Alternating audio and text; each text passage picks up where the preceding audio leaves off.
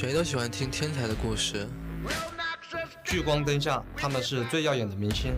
LokeN剩下一丝血 ，Q 技能扭头，一技能减速，反手 W 好了 ，Q 技能完成了单杀呀！有些时候，你只能打心底喊出一句：太猛了。 AD 怎么办？乔先生跑住了，地到了 Rookie， 这个老已经倒地了，这边拿了一个双闪。看到那些实践，就会让我想起初等赛场的时候。哇，漂亮！这个老照着这个闪现，换到对方的干了，没敲飞，好像没有问题。这个老可能一个4杀。有点怀念那个时候，也有人这么称呼我。接轨369进场直指后排，感觉要双杀了。皇子再接一 Q， 在屏幕的下方直接秒掉了冲 C。年轻这个词真是充满了美好。谁都喜欢听天才的故事，但只是这样就足够了吗？让我们帮你，让我们帮你走上巅峰。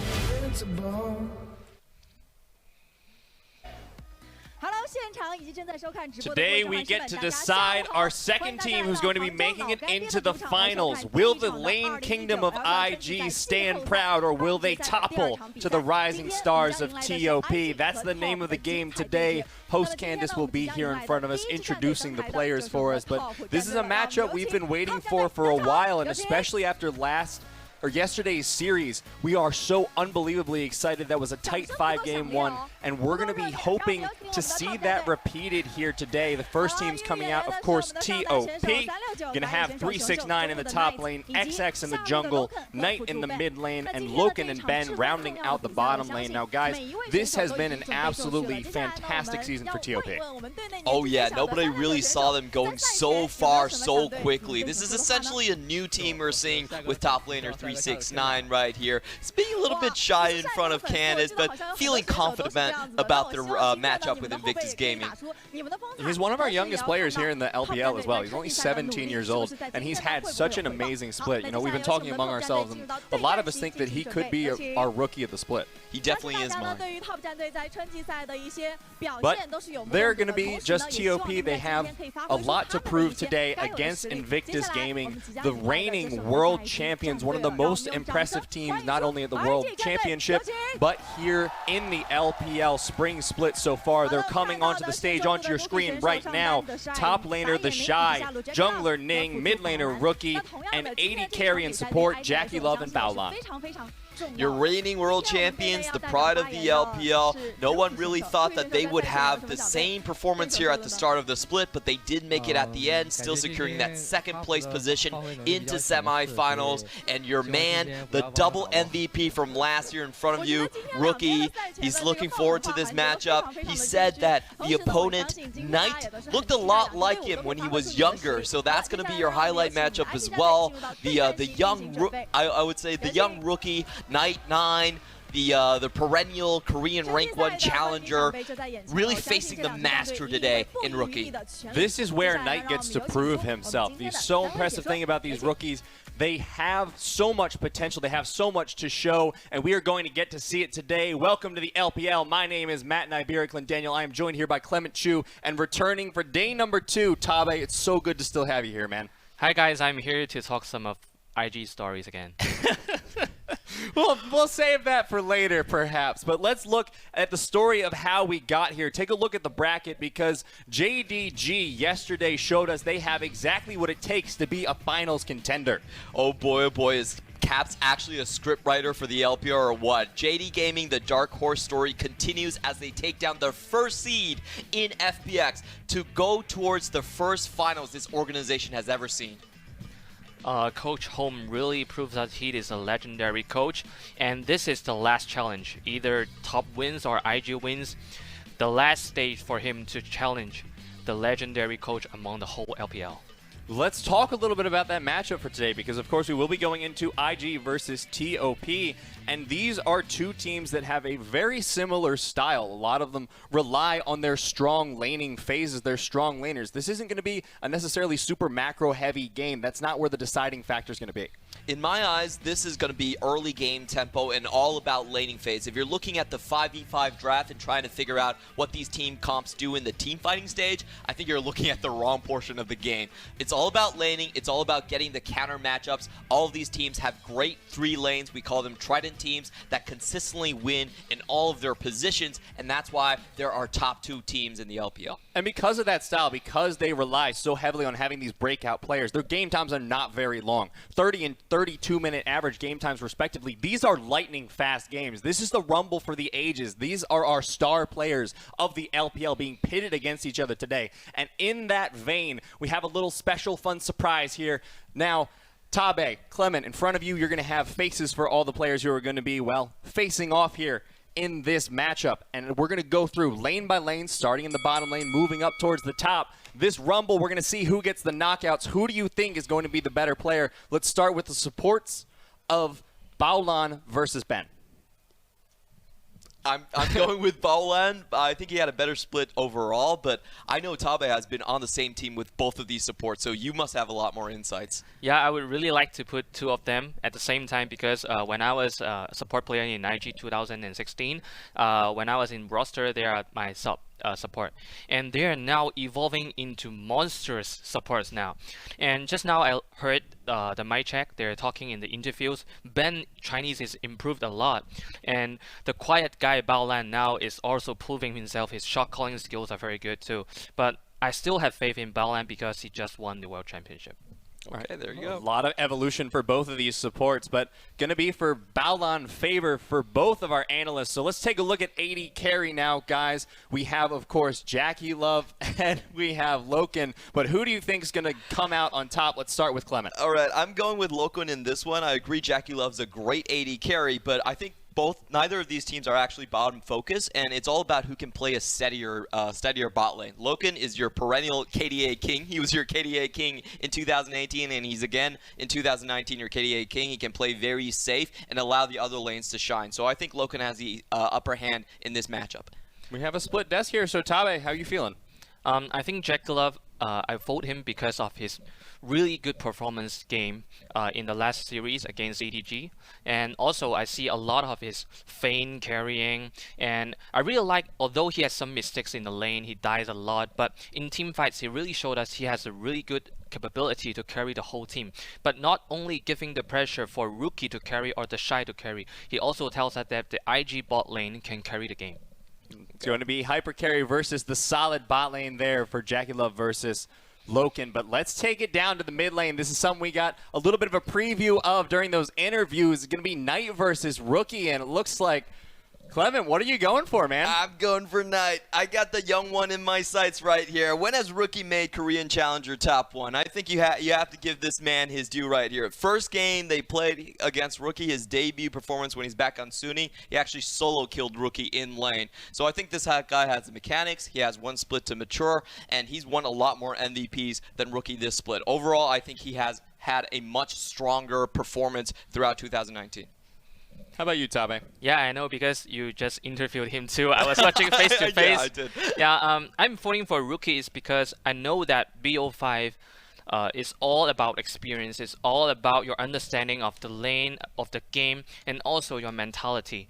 I have doubts for Knight's mentality, how you tackle with your heart when there's a full pressure of the game. And I think that same as Baolan, because Rookie already got World Championship, he already had all the experience that he had. So although I know this is a rising star here, but I will give my faith to Rookie. I want to have a bet with you. I think Knight is going to win lane in game 1. How about, do you agree with me? Bet a dinner? Bet dinner, steak dinner. Okay. You got that one? Okay, there we go. This guy actually makes a lot more than me, so I should win out no matter what. No way. Well, the stakes are rising, or more appropriately being eaten here on the desk, so let's take it into the jungle. This is going to be a very important matchup here for moving into the lanes. XX versus Ning. How are you guys feeling here? I got to go with Ning. I think stylistically, Ning is much more of a carnivore jungler. He actually has the most kills in his position at 140 kills. That's very close to being mid and AD carry territory. And he really feasts on other junglers that are trying to go for the later game. XX is that type of a jungler. He's more farm-oriented. He's more about the team fights rather than the direct conflict type of pressure. So stylistically, I think Ning is your guy. Yeah, I like Clement saying that he's a carnival jungler with something like Kane. Only him is playing. And I know XX is a jungler that really likes to use Gragas, while he uses Gragas to counterpick jungle Lee Sin. And while I think Ning's Lee Sin is the top 2 Lee Sin among the whole LPL, and I really want to look at them, I think it's like 10 and 9.5, but I will rate 10 for Ning. Okay. All right, well, both analysts agreeing for that one. And of course, Ning's aggression going to be looking good for him in this matchup. But now we have the cream of the crop here, the top lane matchup between our star rookie, your vote for rookie of the split, 369, and the mechanical monster, that is TheShy. Ooh, this one, it's close. I love you, 369. You're my golden boy, but this is not your split. I voted MVP for TheShy, and I think mechanically he's just the best player that we have right now in the LPL. If you think about his champion pool, he pretty much forces you 2 bans. You have to ban the Sylas against him. You have to ban the Jace against him. He's never lost a game in the LPL on Jace. This is how good this man is, and he has a win lane mentality all the time. I really think that if you think about IG this split without TheShy, they would be much lower on the tier. Rookie has been on and off a little bit. JackeyLove as well. It's been TheShy solo carrying. Gold differential at 15 minutes, averaging plus 800. He has 6 champions that he averages over 1,000 gold differential at 15 minutes. He's been the best laning player, I would say, in the world. TheShy is the kind of player they're always seeking chances to kill someone. You can see just now his Sion. He's so low on health, but he's still finding a chance to kill SMLZ. The second thing is, when you want to learn top lane, when you want to find streams about top lane, who you will think of? Only TheShy, no any other person. He's like the textbook of the top lane and the textbook of aggressive top lane.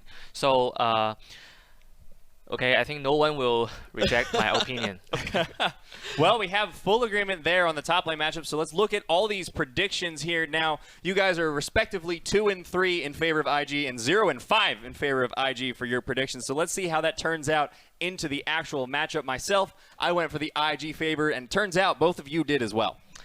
Yeah, I think IG will be winning too, but I think that although I vote a lot of players of IG, but I think they're like slightly better than top. Just now I said Ning is like 10 and XX is like 9.5. Yeah. So I think today will be a very intense game. I'm totally agree with Tabe right here. I think IG will win out, and it is a bit tragic for TOP to run into this matchup because they're so similar to IG, but IG just feel a little bit better where it really counts, and the overall carry potential, the sum of the individual strengths should win out the day. So if you're going into this one as TOP, if you have an X factor, it's got to be making up for those lanes. IG just has a little bit of the lead, and we're going to see how well they can work with it as we get into the cast, tossing it over to the caster desk. Thank you very much, guys, and welcome back to the semi-finals for day number 2. My name's Jake Osipenko, this time joined by Barento Raz Muhammad, and it is so fitting that we're back here with TOP versus IG. That was the series that we opened with in 2019 spring. Yeah, it was really fun getting to see that one, because remember, that was the rematch coming out of Demacia Cup. These teams going at each other, and the players in front of you, 369, XX, Knight, LokeN, and Ben. This team was constructed in the same style, same manner of Invictus Gaming, to be able to have strong individual talent to face the top teams in the LPL. It's going to be Invictus Gaming. On the age side, it's TheShy, it's Ning, Rookie in your mid lane, JackeyLove, and Baolan down in the bottom lane. So I loved what Tabe said. Just talking about recency here for the bottom side of the map for JackeyLove, because what we saw in the early portion of the split was the fact that he was dying quite a bit, but it came down to really just like how he was adapting. Now looking towards the top side of the map, 369 versus TheShy is so damn important because carry matchups galore. Just take a look at that. Vladimir. The Renekton means so much because remember we're in 7.6 still. Sylas is such a strong matchup that we've been seeing, and if you saw yesterday's games, that BO5, the Renekton counterpick into it is so damn good. Being able to take the early lane matchup, shove into it, like all of the trades work very well in favor of the Renekton. And there's a good reason why Invictus Gaming actually chose red side. While they are far more successful on blue side, have a much higher win rate on it, And I think blue side is just much stronger with how many strong champions we've been seeing, like Lissandra, Galio, all of these are first pick worthy. I just think that if we're just talking about what works really well for Invictus Gaming, it's counter pick for primarily TheShy. But in the past, if they've decided to give away TheShy to like a blind pick matchups, perhaps the Jace. Rookie is amazing as well on these counter picks, so we're going to have to see what we get here. So let's not forget, if we see that blind pick potential, then it's always been TheShy who's gone for something like the Silas, which means it's very important. Taking a quick look at the junglers here, because Ning has paid a lot of attention towards that top side. We've seen success out of IG from TheShy's perspective, but they were talking about on the desk how bloodthirsty Ning can be. Yeah, I mean, he's #1 amongst all junglers for jungle proximity towards the top lane. Only real jungler out there, I'm looking at XX right now, who's #5. Both these junglers pay a lot of attention towards that top side. And what you already saw was the Olaf matchup. Because Olaf for XX, 100% win ratio. It's insane. 7 picks, 7 wins. And a lot of it comes down to how fast he's able to farm out. Klubman actually made a point about how much he actually farms for himself to try and get himself an experience advantage, then starts kind of reaching out to other lanes, because while he still has a high jungle proximity to the top lane, his team jungle proximity is fairly low because he actually really does value his own experience advantage. So that's something that Ning, I think, is going to have to face. Like, it feels like a wall because he is a risk taker. A lot of the solo kills he gets is great. Like, he goes into the jungle at times, he has pressure in the top side of the map more often than not, and he's able to find great opportunities. There are moments earlier on in the split where that doesn't pay dividends. He does end up falling to junglers like Tian, who are on the right side of the map at the right time, and when he gets challenged, you just need enough confidence to say, okay, I'm gonna take this fight. So I'm looking towards Ning, and if he has that consistency in this series. So then let's just jump back to XX, because when XX is spending his time around laners, a lot of the time we do see him around Knight. We see him around the mid lane prodigy of TOP, Raz. Yeah, I really want to see how XX has evolved as a player, because remember last year we said that he was the most improved player of the year, and I think that that was true. This time around, a lot of people are having question marks of his current ability, especially since he's flanked by such amazing players. We've already sung the praises of 369 and Knight, and a lot of the times it makes sense for him to go topside, recognizing that on the bottom side of the map, Ben and LokeN are playing incredibly safe for themselves, picking up the Tom Kent a lot of the times, trying to get past it. Going topside, the 2v2s is crucial. Going up against TheShy, if you look at a lot of Invictus Gaming's matchups, the ones that they've lost, like FPX, that matchup, EDG, that series, or the JD series that happened really early on in the split. Good point. Game 3s, they took TheShy out, brought in Duke, the team plays completely differently, far more isolated away from the top lane, and they lose out. I expect this series, TheShy, to be playing throughout, unless, of course, if, bad performance all involved. There are times where that happens. And I think that it's going to be much tougher for XX, coming back to your original point, to be able to nail down the top lane matchups for himself. It's going to be a tough task for 369, which is why the discussion about draft on the desk is so much more important to make it easier for him. That's right, and with TOP starting on the blue side as well, let's see what comes through first. We'll be shortly jumping into that first game. I like that we're looking at so many different matchups here. The individuality is what they talked about on the desk. So many lanes that you have to keep track of here from both teams. This is why, when you talk about the draft and look at what the possibilities are, you start looking at the solo queues, right? And for me, I was looking at Knight a little bit, and the problem with Knight is that he's trying to hide stuff, man. Not only was he hiding his name, first he was coming off as though he was LGD Yuki. And I was like, wait a minute, is that really? I don't think that's your account, buddy. And it turned out to be Knight. He changed it when people started getting a whip of him. It was like, actually, my name is now top 369. It's kind of like throwing your own man under a bus. Yeah, perhaps. He was like, wait, is 369 playing top mid laners now? But you're seeing a lot of diversity there, because one pick that comes to mind for me, and we'll see as we get into the Game 1 draft, is the Nautilus mid lane. Because Nautilus mid actually got played in the LMS. Not a lot of people have eyes on it, but people are picking it in towards the LeBlanc. More assassin options. The Akali comes to mind as well. And he knows that he's going up directly against Rookie.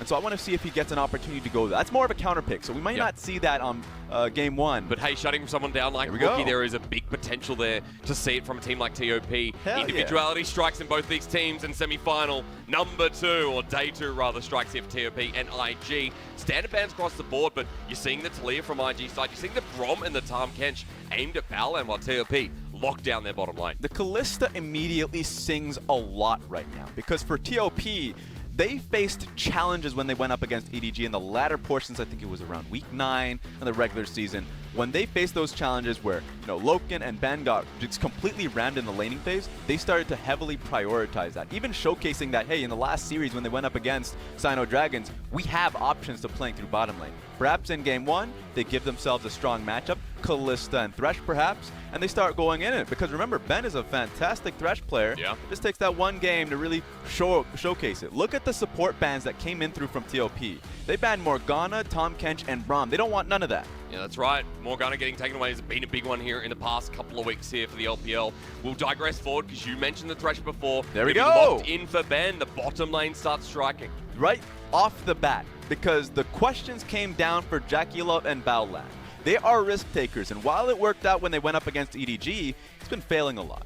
And so now you're seeing TOP challenge them in the bottom side of the map, and while Ben and LokeN have played safely, they've said that, hey, we can switch things up. Yep. We can play towards the bottom side, and what's the best time to test that out in game 1 in the best of 5? And remember, that takes away from JackeyLove's best champion in the Kalista as well, so you have the double whammy there to throw against IG in the first draft, but they're looking more towards the jungle. The Rek'Sai is the lock-in, open and available. They can start banning away junglers as TOP haven't picked theirs just yet. It's interesting. The Elise ban says that they recognize that the Jace could be top lane. They don't want it to be Jace and Elise, have heavy priority to the top side of the map while having, great skirmishing in the bottom side of the map. Yep. They want to protect what seems to be very strong lanes from TOP. Okay, so you make sure you get rid of the Elise. We saw yesterday how it can influence the map. TOP start on JackeyLove. Not many champions left on Summoner's Rift for that bottom lane, so you've already got the Galio, which we're assuming is going mid, but we'll see. I don't see an Olaf ban, though, and we've already sung praises about XX's Olaf. It would make a lot of sense here. He has great priority in both, bottom lane and theoretically top lane. We'll have to see where the Jace goes. Remember, that is a flex pick. Yep. That's just a famous champion for Knight, so he's gone towards Jace quite a few times. He's undefeated on that champion as well. So there we go. That's why there is an assumption to be made, but you're right. I think IG should just ban the Olaf. Ooh, they've been seeing a lot of Knight playing the Akali and solo queue, and so they're recognizing that it, of course, can still flex towards 369, but Knight's been nailing it down. If they have the Rise, I'm not too concerned about the Akali. I'm just saying that if you already have the Rise pickup, just try and trace him. If it's going to be an Akali top lane, you can send the Rise top side. TheShy has been playing a lot of Rise for himself in previous games. I think they're assuming that at the moment because TOP just banned away Rakan, so assuming that the Galio's going mid and that Rise will be going to TheShy. We'll see. But right now, the Kai'Sa pickup is just, well, at least seems just more of a hover. It's just a safe one. They recognize that this is going to be a bad matchup no matter what. JackeyLove is a Draven player, and that would be a good matchup to pick the Draven into that one, but just going into the first game, you don't want to morph your composition to be about you. So just seems like in game 1, Baolan and JackeyLove want to play this one out safely. The Galio as well, if it goes down in that bottom lane, there shouldn't be too many issues running the Kai'Sa in, but we talked about how XX's Olaf is wide open and available, undefeated so far here in the LPL. 7-0 is a score to be proud of, and let's see if he can make it number 8. This is why I'm not the type of guy to be making dinner bets, right? Like when you look at both these teams, you don't know what strategy they're going to be running. Invictus Gaming coming to this one and saying they're just going to be bleeding out in a lot of some of these lanes. Like, I'm just looking towards where Rise is going to be laning, and I'd say that would be the strong part to the map. But right now, bottom side's not looking good. The jungle matchup just got countered by the Olaf. So in all intents and purposes, Rookie should be the one who's on the back foot. Even if the Rise goes mid, and even if it's like talking about him being in a good matchup, Olaf is going to have a hell of a lot of pressure there, and you're going to have to be answering to his Raptors challenges, or if they split up the sides of the map, he's going to be taking Kruk. You're going to be dealing with your own jungler, who's going to be limping. That's going to be annoying. It's going to be annoying to deal with. How do IG firm this up? Because when we talk so heavily about lanes in this matchup, well, throw a LeBlanc into the mix, meaning the Rise will go to the top lane and the Galio support. And that's a bit of survivability, or rather damage threat there from Rookie. Yeah, I love this. That just means that suddenly the gank pressure through mid lane is that much stronger. Ning wants to be top side of the map, so I wonder if there's going to be any trading aside. There's going to be challenges of vertically jungling, because on this point of view for Invictus Gaming, JackeyLove and Baolan are saying we're going to be playing this one back. Well, Rookie, TheShy, Ning, that's just a lot of gank pressure that you can have top side. I love the Corki pickup. You have options into the Assassins where you can go Hex Drinker. You have the Valkyrie, so you can play that one safely as well. And he's just been a fantastic farmer. He's one of our best farmers in the game. Knight was one of the first Corkis to come through in the LPL as well. That's true. whenever Knight's on a roster, be it Suning or TOP, he just understands when he should be on side lane, when he's just has the edge over his matchup, and he's like, okay, I'm going to leave the mid lane, you know, dual lane goes mid, and I'm going to just try and isolate these matchups. This is the best style for Knight. That's right. It looks like the best style for TOP generally as well. In game number 1, opening up the draft in this best of 5 is so darn important. We saw it yesterday with JDG and FPX, and how JD actually opened up the series, to me, was quite impactful. In this series, it looks to be more important. You have individual lanes to play off here, and the top side of the map, when we hyped it up, when you have a Ryze versus a Jace, let's go. Yeah, I mean, it's so hard for us to be able to say how a matchup should go. Because there's so many moments where like TheShy proves you're wrong. 369 and who gets like destroyed in the first 10 minutes of the game can still find his way to getting a solo kill in a side lane just by outplaying. There is so much outplay potential here. How many games have you seen LeBlanc and Ryze just go off? Or even just a Corki just get like a few lucky crits in a team fight. Jace one-shotting all the carries on the enemy team. I mean, it could happen anywhere here, and that's why TOP versus IG is a build-up. Some have called it the final before the final, and that's what all of our semi-finals have been here in the LPL. But as we come into day 2, our last semi-final, TOP and IG going up against each other. It was game 1 of the regular split, and now we'll see who can triumph over the other with that individuality.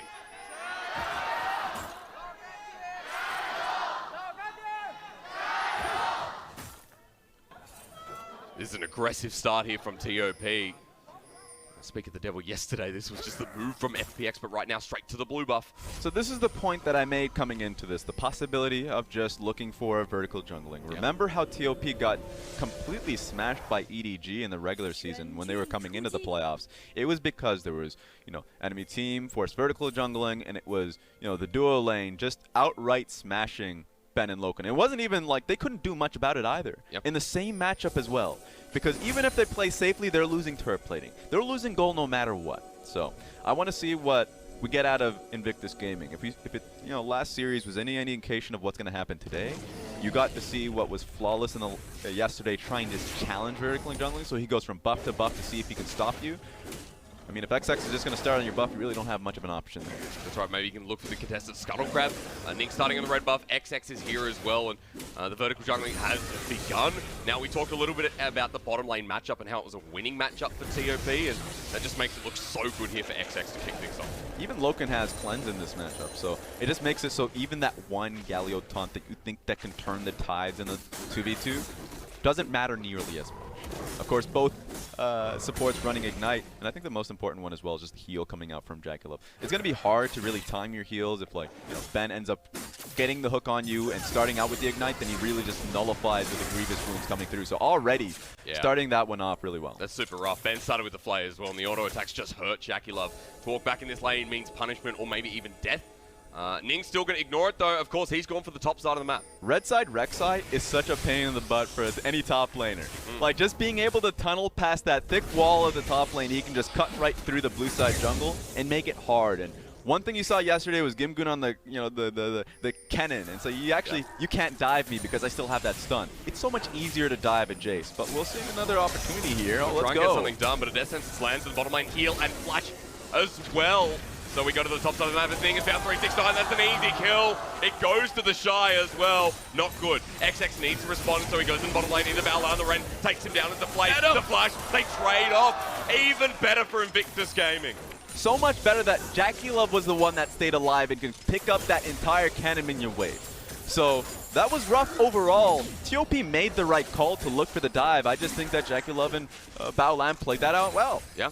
LokeN will get a bit of turret plating as well. That's the retribution for the play, but as XX dies and has to come back, he'll be heading towards that bottom side again with the wave resetting. But remember, that also meant a turret plating. So the strategy from TOP still stands. Ning has to do something about the pressure coming in from the bottom side of the map, or can just try to accelerate. Baolan being that low, excellent, easy target. But how do you get out of there? There was not really an option for anyone to be able to leave. Of course, the Lantern was not available there for XX for, you know, an opportunity to get out. No exit strategy, so just a clean kill. 2-1 here for Invictus Gaming. Means they'll get the push off as well. As you said, JackeyLove staying alive's big, but Ning being in the top side even bigger has not been spotted out. Thankfully, he's full HP. as the corrupting potions to begin with as well. So already a good idea. If you are on the top side of the map and you're just going to be bleeding pressure, pick up biscuits, just get as much HP as you can in some of these really poor matchups, because at the end of the day, as long as you can keep topped up, how does the Rek'Sai end up ganking you and come out alive? You have a high chance of trading back. Good ward from 369. He sees the Rek'Sai, spots him out, and Ning is forced to leave, but comes back to the original point of how IG like to push TheShy so far ahead on the map. And for TOP, they've gone back to standardized jungling in XX, and Ning's going to back and probably do the same, as we've got a bit of time before the blue buff comes up. I just want to see the timing in which Knight can actually leave a lane. It's really difficult for XX to get anything done in the bottom side of the map and through these dives if he doesn't have a partner in crime. Also needs some vision control leaning from mid to bottom side of the map, because a lot of the wards are actually just in favor of Invictus Gaming, so they should be able to see XX coming. So great defensive wards from Invictus Gaming while still being able, to go top side and look for these ganks. Is it Ning can, with that vision line that's set up, feel pretty safe moving towards the bottom side here as well. Scuttle Crab to take, and I said before, oh no, vertical jungling has stopped down. You already start seeing Rookie leaning towards the bottom side of the map, so this is getting tough for TOP. The strategy is starting to shrink.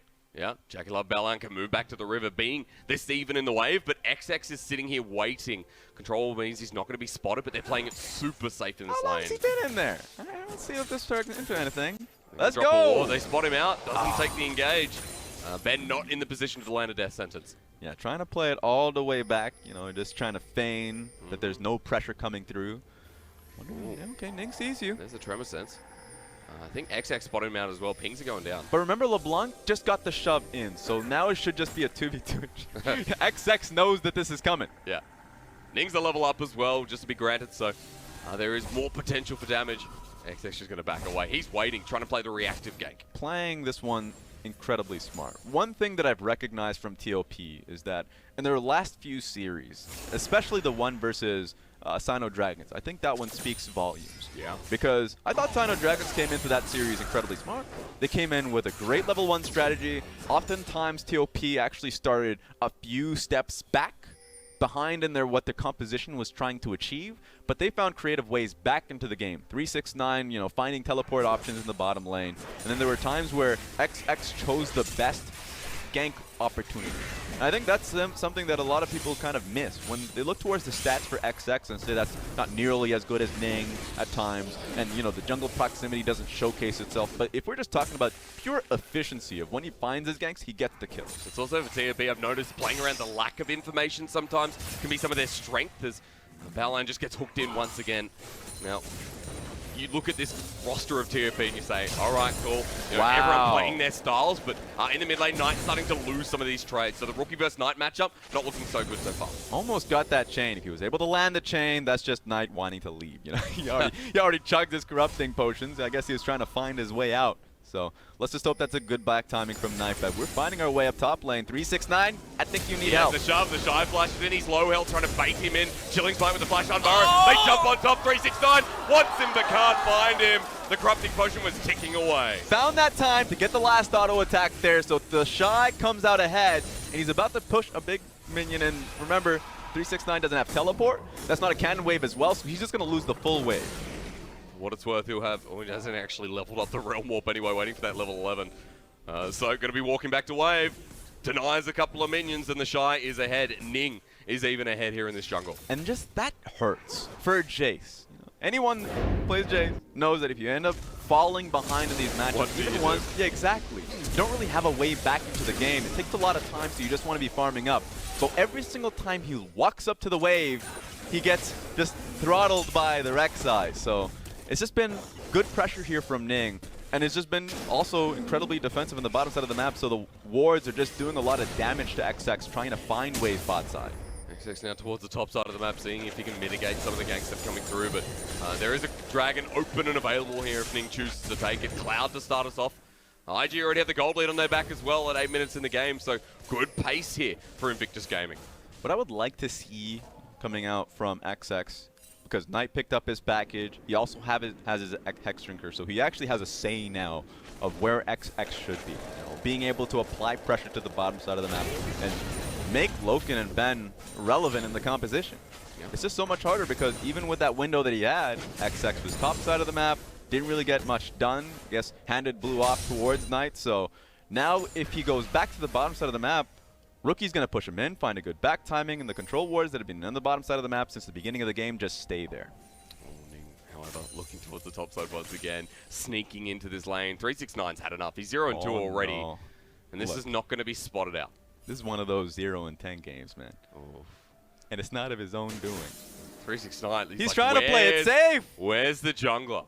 Show yourself.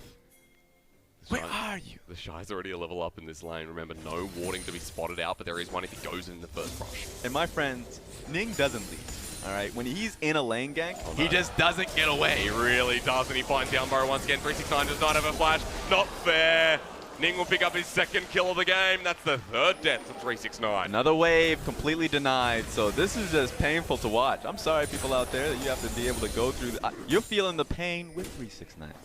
What do you do if you're XX? Well, you go towards the bottom side. You do what a jungle Olaf can do at this point when he can't react to the top side of the map. And you really need to have RNG on your side unless the 369 can get this trade-off. If he can find a solo kill, Knight brings TOP back into a very good point in this game, but just pushes out Rookie. He's going to rotate back while turret plating goes down to the top side. Solo kill would be kind of ambitious, but being able to push Rookie back to base would be wonderful. Yeah. Like, that'd be great. Here's the RNG that I want to see, because just trying to find an option, a way into the game, sometimes just praying to the gods and say, please force Rek'Sai to come bot side. Infernal Dragon, Mountain Dragon, anything. I guess this is his way in. We'll do something. Hang on, I think Ning can actually just solo kill. Void rushes over the mid laner. That's a solo kill for the jungle Rek'Sai now. He is so fed.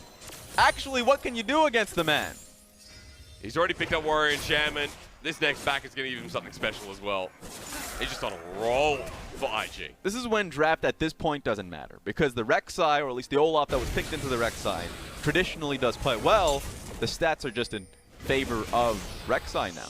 He's doing so well in this portion of the game, has a level advantage as well. It's so difficult to ever track him because his control wards are in the river, so you even trying to push past that point, hard. Like, that ward that he had to place just in case they were going for the Rift Herald, that's just a death blow there. If he gets the Rift Herald, they go top lane, they push out that first turret, that would just be it, no matter what.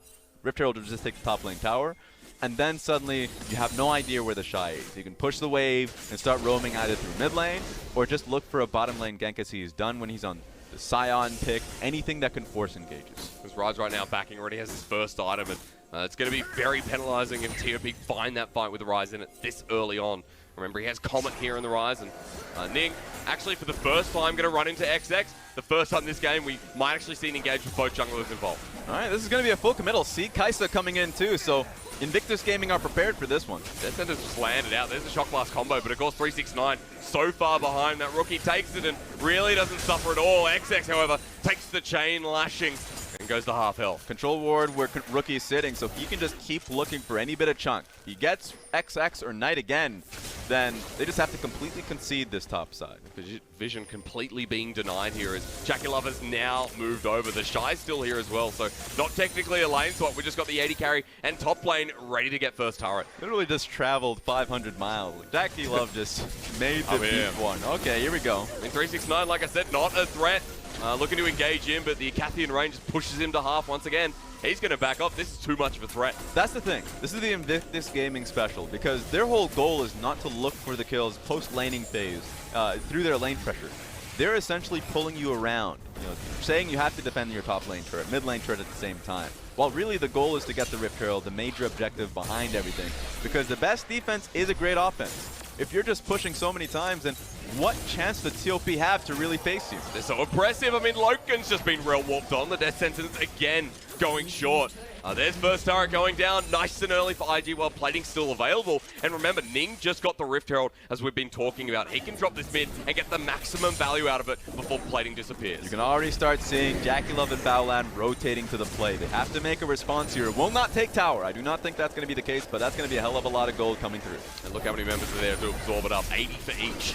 Ben goes wide once again. A couple of bits of plating before it expires, but there's just more damage on the mid lane turret. You have to start thinking ahead. This has been the greatest attribute of Ben. Ben is a support player through this many teams. I know Tabe knows him well, knows both supports well. Ben has been the type of support to be able to recognize, okay, there's so much action here, we cannot get completely engulfed in this. Recognize that the next play is going to be the next dragon. Like, Mountain Dragon's going to be coming up in a minute 20. Start discussing that while the Rift Herald is smashing you up. So at least they can find a way back in. I think this would be a good opportunity. They do need to get their side lanes in order. How do they get control when Rookie's just taking the blue buff with Ning, while Ning's clearing at the bottom side of the jungle for XX? And while all this chaos was going on, XX was just power farming. Ning has caught up. That's how far ahead he is and how much control he has with that accelerated vision. I would like to say the best shot TOP has at getting a pick would be through, of course, Thresh and the Kalista. Being able to find either JackeyLove, Baolan. If they get Baolan, I don't think they'll get the kill, but being able to chunk them, slow them down, they would be having a force to back. It's a lot of gold, by the way. 1,120. A lot of that's in the pockets of TheShy, purely just off his top lane push. So how, right now for Invictus Gaming, how far do you have to accelerate this pace? Because they look comfortable. They've got a Kai'Sa, they've got a Ryze. It's so far ahead. They got him. Waiting for that pick that we talked about, but you can't go forward on that. They just have to back away. There are some champion interactions that I'm not a fan of. I mean, there's a Jace in the game, so I think we'll see the second one. Oh, yeah. That's painful. For some reason, can bop away absolutely anything that goes for the Rek'Sai. Might be able to go for a Rookie. But that's just another turret going down. 369 has to respect the duo. It's going to be a lot of respect he's going to have to pay across, pay his tax, pay his dues. I mean, like, at this point, he is just going to be trying to hopefully get some poke across. I do not think Invictus Gaming will take this fight. Galio is so far behind. He still has ultimate. So I guess there's that way back in. See if that's the case. Do Invictus Gaming ever say no? Well, again, no. Rookie's right in front of the pit at 2K, 2.5. JackeyLove nearby as well. Yeah, everyone in for the fight. Ning goes in. They don't get the steal away, but down for the fight on the backside. 369 forced to flash away as Ning gets low and taken out by Knight, but Baolan gets the two-man shield of Duran. JackeyLove firing in the back of the pit. Everyone forced to use their summoners. 369 comes back in. Knight is the hero of this fight for TOP. Oh! Still alive, still full health, and the realm of TheShy is outie. And Rookie's caught out as well, but somehow back to the distortion. JackeyLove even slowed down on the way out, and for TOP, that fight was a miracle send. Nah, he just got tricked by the clone on the LeBlanc one. You know, chose the wrong person, but of course the other one was an arm's reach. I was shocked that Invictus Gaming chose that fight.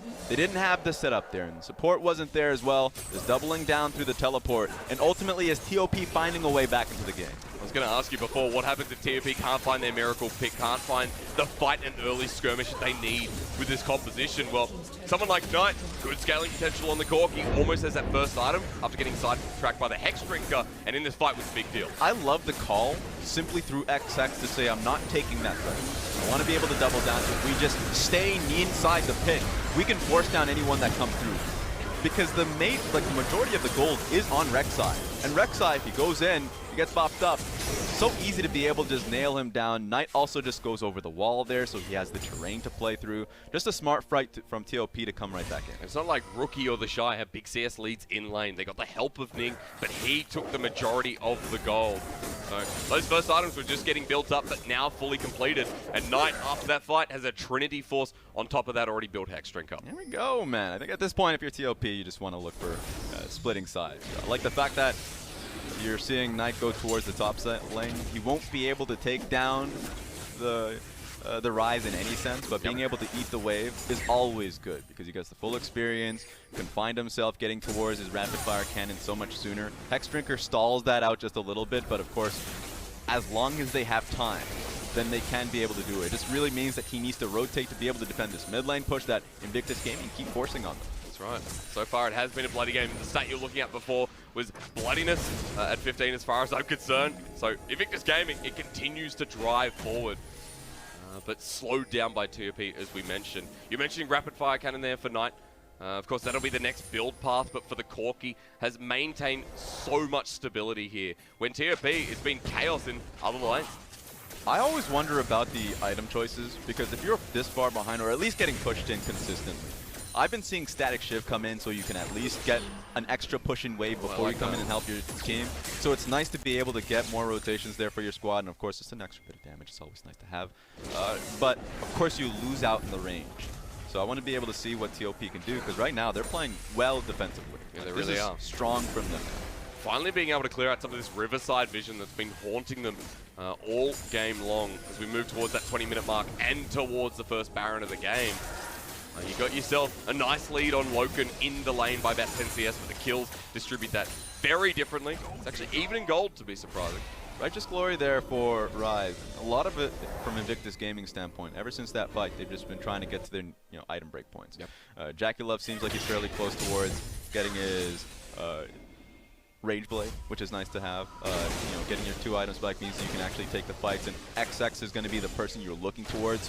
Can you stand strongly in these fights? Going Warriors on Olaf is a risk, but of course looking at Cinderhulk and saying that it's just item inefficient really early on, and a lot of these games are just decided off of just these one fights, right? So I like the fact that he's going towards Warriors into Black Cleaver, but if he's going to be shut down really early on, it's going to be based off these 2 item points that right now you're starting to see from JackeyLove and Rookie. It's been a lot more common around the world as well for Olaf's now taking the Warriors, so I like the aggressive choice at the very least. Yes. XX has always remained ahead in CS in this game. The clear speed, of course, be curious to do the math on that and see what's actually faster. But I assume Warriors in the early part of the game. As we talk about the scaling element of Cinderhulk. Rookie playing very frisky here, all the way up to the side of TOP as 369 tries to lock him down. Still without a first item on that, Chase. Already moving towards the next dragon, and while it's Cloud Dragon, just talk about how difficult it is to be moving towards Baron with the compositions that we're seeing from both teams. I think Rise really helps out Invictus Gaming with the machine gun element, so he has the damage there. But neither team can really stand on top of Baron buff as it's hitting them. They don't have that tank to be able to support that level of pick potential. So they're just going to be sitting right here, see if it can give them a pick. TOP tried to do before, didn't work out. IG walking towards it, but playing very safe as that's the Void Seeker to lock them down or at least find out who's there. And they'll just back away. There's going to be a lot of damage coming in from Knight. Has the BF sword there ready, so it seems like he's going towards the Infinity Edge next instead of the attack speed item.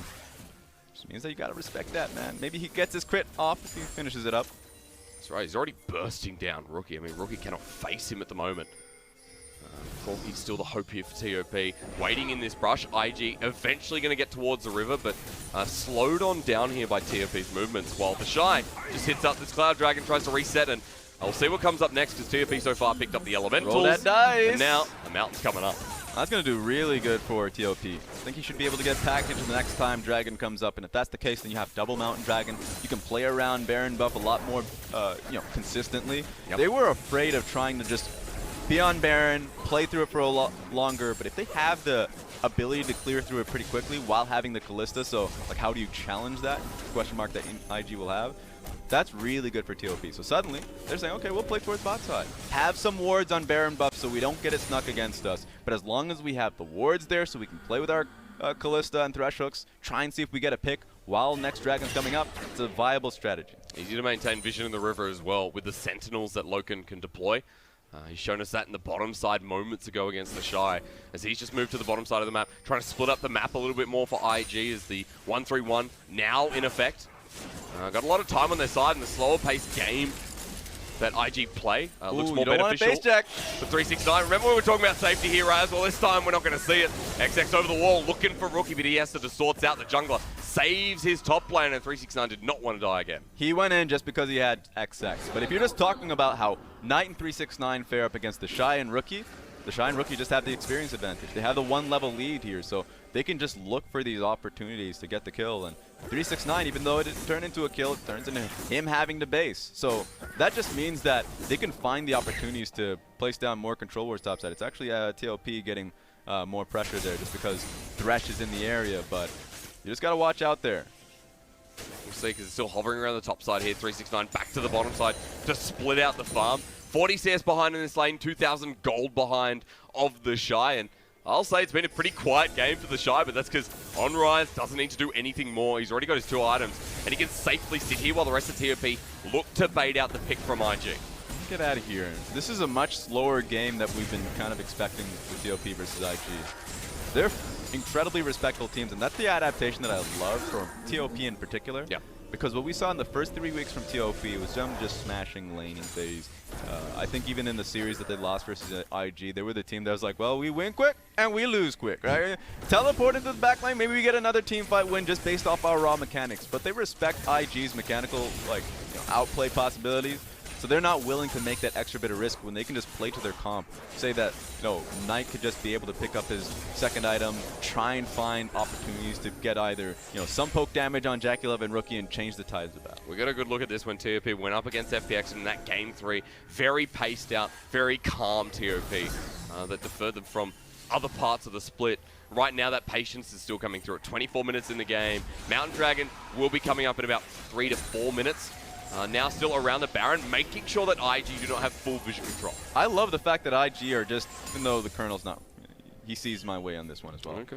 Void Staff is coming through from both solo laners. Void Staff was already picked up from Rookie, so all the damage he was placing, he wants it to last. We already saw the Hex Drinker coming out from legitimately all of the carries from TOP. Yeah. And so TheShy is recognizing that and saying, okay, I mean, I was probably going to go Rylai's Crystals. That was something else, like Morella Namicon. But this time around, just going to the Void Staff. But they're finally found LokeN in the middle, caught out, deleted before the fight can start off. Invictus Gaming now has the numbers advantage with Rowarp in there. 2 members take it. It's Ning, it's TheShy, the ride, full frontal with a Righteous Glory, and he's taken down Ben as well. Invictus Gaming, when they pull the trigger, they mean it. That was fast, and that's LokeN and Ben down. They can just play through the Baron buff, and they have ways to just go back for the fight. Eyes on Baolan to see if they can get another pick. Well, Rookie is zoning them off, and XX still that same level as Ning, but as they're hitting the Baron, Invictus Gaming are taking it down fast. No Mountain Dragon, no worries, as Knight chunked down to half, the Shock Blast comes through. Rookie goes into clone, but the Baron taken by Invictus Gaming, while Knight chunks out Rookie once again. They'll take the scuttle to go, and this time it's take away because IG have gotten everything they need. Great decision from IG on that Baron. Whenever you're talking about 50-50, you ask yourself, is the enemy team in position for that? Are they respecting the fight too much? Because what you saw was Baolan saying, okay, I'll channel up my time. I have flash, I can look for the play. Didn't see it coming, but LokeN trying to clear the next wave before he even crashes into his own. Yeah. Easy pick off there. So really you got to look at LokeN and say, what are you doing in that position? Kind of the show of, it's not about inexperience anymore, it's just about strength individually. I'll also just say impatience. The game has been going much slower than it has in the regular season for either of these teams. That's very true. And so when you're just looking at what your comp has to deliver and saying that, okay, Knight has his items, maybe we can find an extra pick. I mean, it's just happening again. 369, caught between Brush, caught between Vision. And IG find themselves another summoner.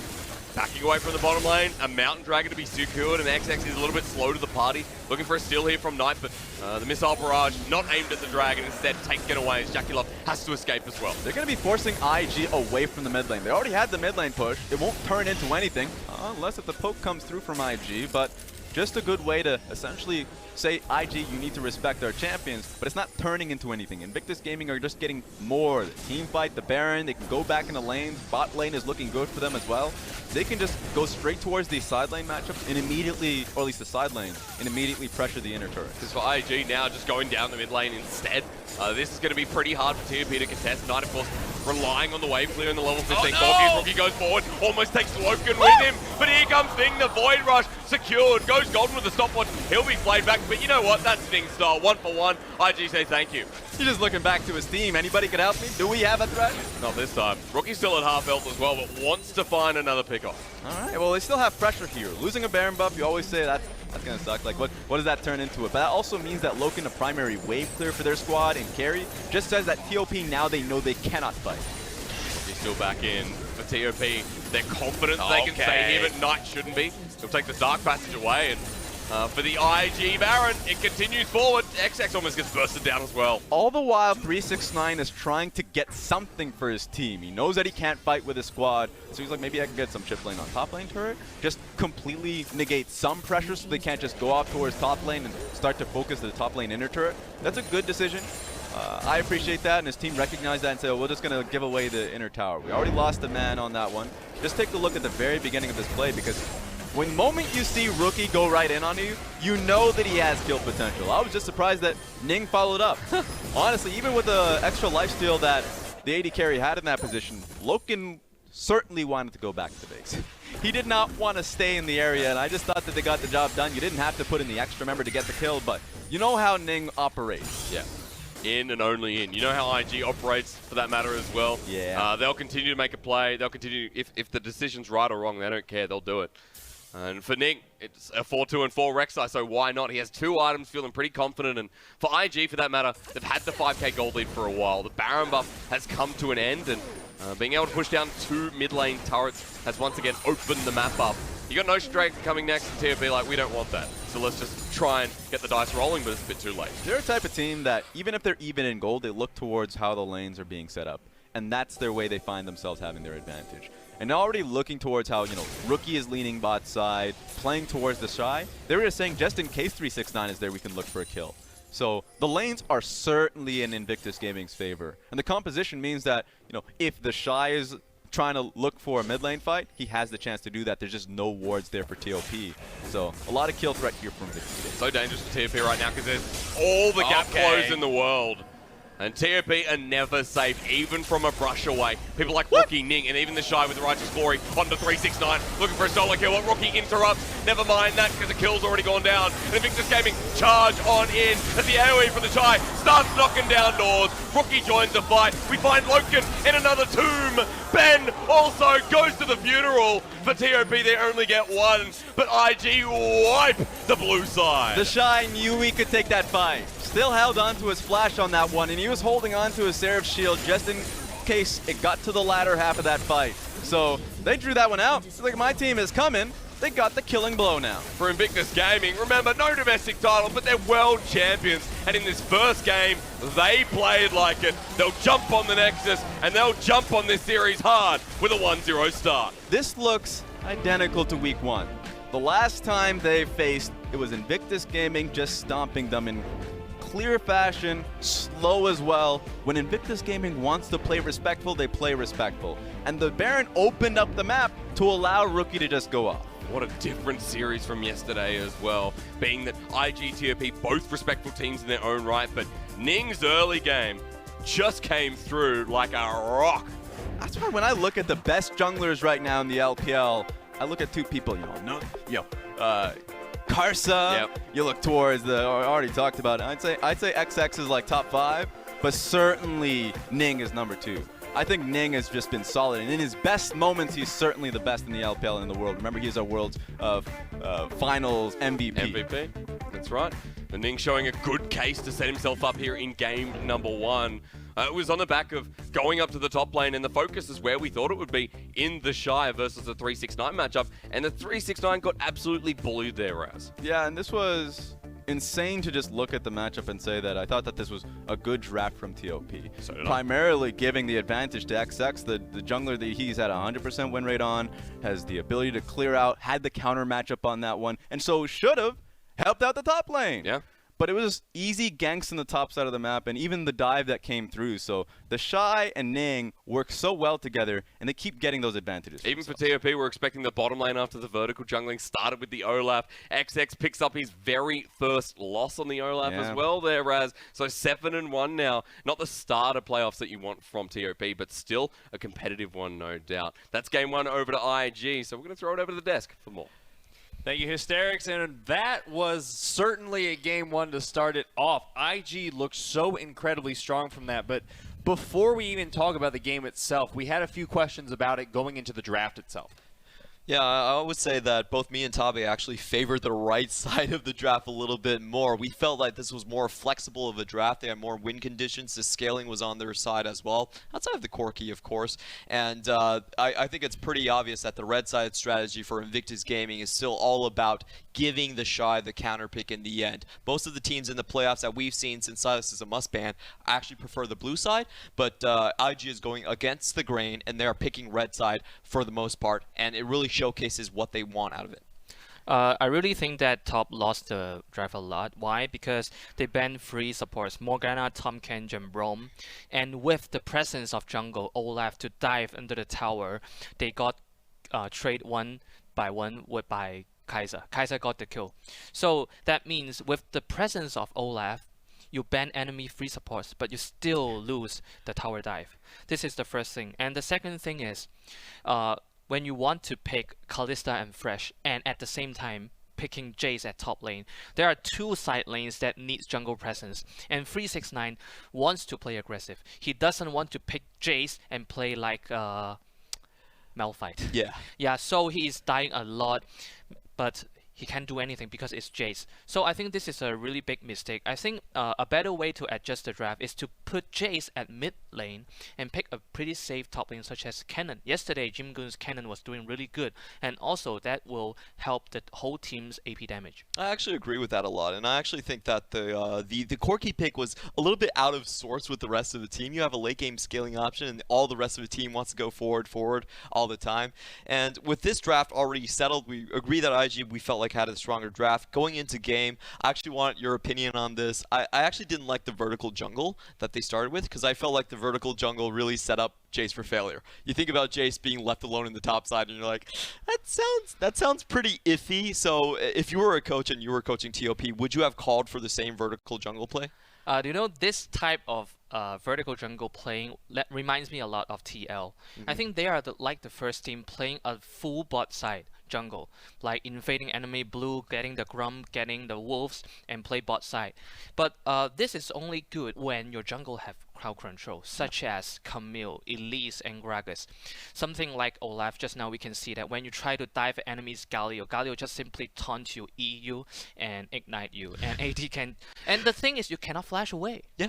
Now that is really bad, and Olaf is good at soloing Dragon too. Yesterday when we saw the vertical jungle, we saw that Olaf helped some ganks and solo Dragon and got 2 Mountain Drakes, remember? Yeah. And this game we didn't see anything about that, and by the time Olaf tower dived the bot lane, 369 already have 2 deaths, and the 3rd death is already after 3 minutes. Yeah, it's just really rough, and we heard right here, these are the kills that happened alongside 369 after the first kill without flash. It was pretty easy pickings for the likes of Ning here. Yeah, Ning just absolutely chain ganked top lane time after time after time. 369 at one point was 0-3 and just had no way to get back into the game after that point, and IG just ran with that pressure, especially, you know, it's the top lane. That's where TheShy is. That's where their strongest carry is, and they just had to sacrifice it. You know, I have my big heads right here, and I'll show you what they are when we come back into the roster, but it was pretty much just TheShy and Ning just beating up 369. I think a lot of it was coming down to the game strategy overall and not really working well with what their draft picks were. So this is basically a short reenactment of that game. It was like blah blah blah, and this guy just fell off. So that's pretty much what happened there. Yeah. A bit of a sad moment right there. But I think I think what I'm really worried about this draft so far is how afraid TOP actually are of IG's bot lane. I think they can change this draft for it to be better, but I wonder if they can actually walk out of the shadow of being worried about Invictus's bot lane just dominating LokeN and Ben. LokeN had a couple of rough games at the end of the split. It looked like his laning phase was falling off a little bit, and it still seems like the trend where the coach is sending a lot of ban pick resources just to protect that lane. Yeah, but I have a little different idea. I don't think they ban free support is because of afraid IG bot lane. Okay. They just ban free support because they want to crush their bot lane. Yeah, but the thing is, after you ban free supports, I remember I was saying, oh, IG may be blind picking Saya and Reckon. We know that Baolan has 90% win rate in Reckon. So what's the point of you? Even you pick fresh early when you see enemy Galio can flex pick to mid 2, and he can simply pick Reckon again. And during the 4-5 ban section, he also banned Reckon. Yep, 4 bans on support. Among the whole draft and the gameplay, and I don't think that top bot lane can really dominate.